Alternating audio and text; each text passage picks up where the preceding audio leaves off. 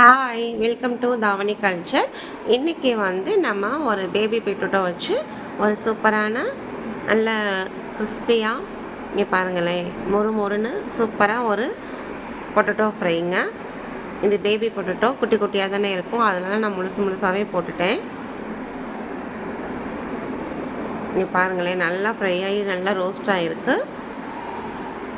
ஒன்றுமே இல்லைங்க, உருளைக்கிழங்கு வேக வச்சு உப்பு, மஞ்சத்தூள், குழம்பு மிளகாத்தூள், அவ்வளோதாங்க. மெயின் டிஷ் கோகோனட் ரைஸுங்க. கோகோனட் நல்லா துருவி எண்ணெயில் கடுகு உளுந்து நெடக்கல்ல போட்டிருக்கேங்க. உப்பு போட்டு அதுக்கப்புறம் நம்ம துருவின தேங்காவை ஃப்ரை பண்ணிவிட்டு நம்ம ரைஸை போட்டு கிளறி விட்டுட்டா ஒரு சூப்பரான கோகோனட் ரைஸ் ரெடி ஆயிடுச்சுங்க.